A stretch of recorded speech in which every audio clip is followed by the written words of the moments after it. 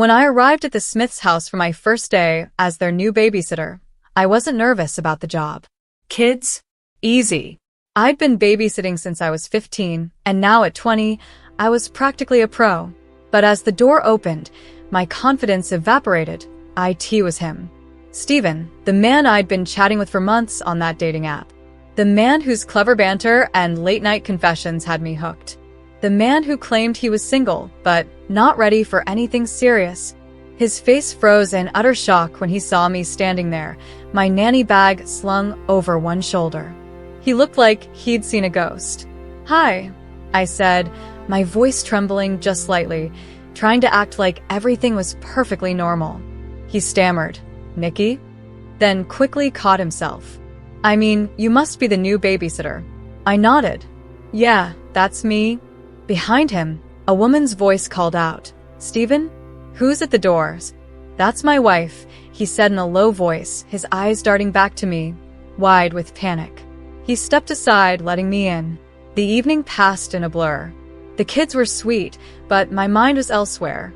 Every time I caught Steven glancing at me, I felt like I couldn't breathe. The tension was unbearable. When it was time to leave, Steven offered to drive me home. His wife kissed him on the cheek before we left.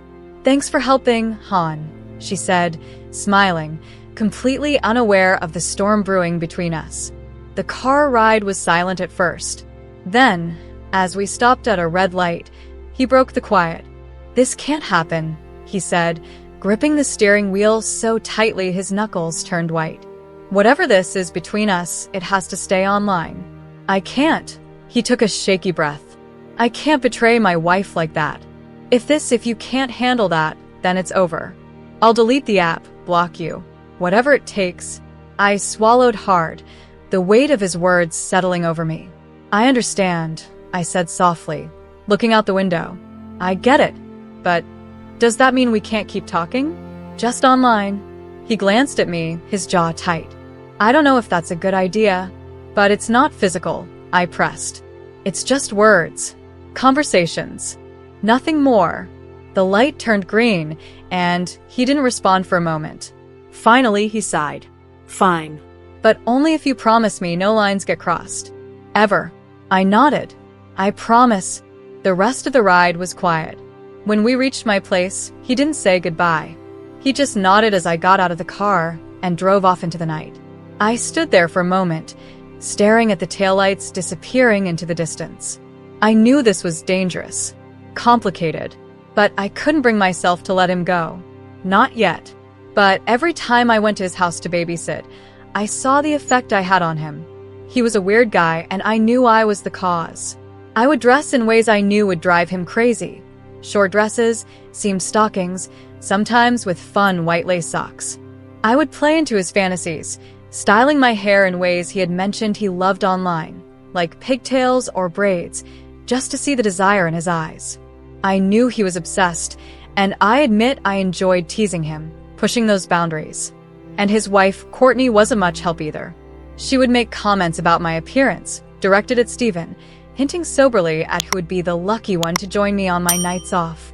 I never thought Courtney knew about our online relationship. One Friday night, the usual date night for them, and I was already at his house. I purposely put on that tight blouse, knowing how it would affect Steve, with just a few buttons undone, exposing a hint of cleavage. While he tried not to look at me, Courtney announced, "I don't feel like going out tonight. I'm so tired."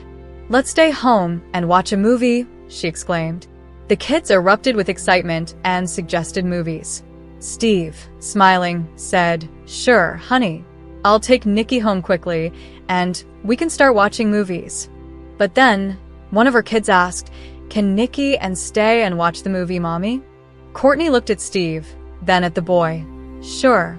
If he wants to stay, he can," she nodded with a smile. The kids were ecstatic, but my eyes locked with Steve's as he looked back at me. I gave him a playful smile and undid a couple more buttons on my blouse, letting the lace move even more. That night, I was also wearing tight blue jeans, my hair braided into pigtails, giving off a playful, almost cowgirl vibe. Once the movie started, I turned off the lights and moved to the largest couch, where the kids eagerly curled up next to me. I could feel Steve's eyes on me, even in the dark, sensing his struggle to keep his thoughts under control. It wasn't long before the kids started to get sleepy, automatically seeking out Courtney for comfort. With not enough room, Courtney suggested I switch sofas with her. My eyes met Steven's as I moved over to sit next to him, where Courtney had been, and leaned back, pretending to watch the movie. I started throwing root moths at him, then blew him a kiss. His slight nod was a silent request for me to stop, but I didn't pull away. His eyes kept moving toward Courtney, who was lost in the movie, barely conscious. I expected him to stop, but I continued. I gave him a kiss on the cheek. The risk was high with Courtney so close. I eventually pulled back, even though it was clear he wanted me to continue teasing him. "Mr. Smith," I exclaimed loudly, causing Courtney to wake up from her half-asleep state. "I really need to get home. It's getting late." I looked at him with an urgency that mirrored his own desire. He replied, looking at his wife, "Sure, Nikki, let me get my keys." He took his time getting to the door, and I stood there with my backpack over one shoulder. As we stepped outside, he muttered to me, "You're such a naughty girl. What were you thinking?" I couldn't help it. I chuckled, getting into the car with a playful grin. Both of us knew exactly what would happen next. The air between us was thick with tension, electric and impossible to ignore. Steven, unable to contain his desperation, pulled over on a deserted street and motioned for me to step out.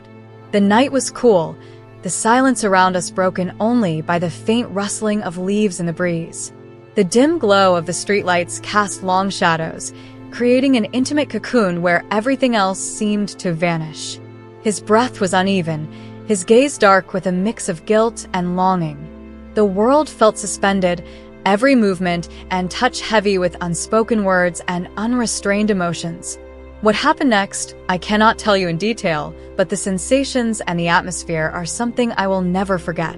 It was raw, overwhelming, and fleeting, an undeniable moment of surrender to the chaos we'd both created. Since that day, it became our routine every Friday. He drives me home, and we take a detour along the way. But lately, I've started to suspect that his wife knows about us. Her comments have been peculiar, almost deliberate. And yet, I can't shake the feeling that she might want to join us. The idea excites me more than I'd care to admit, and I hope it happens. If it does, I promise to share the story. Goodbye for now.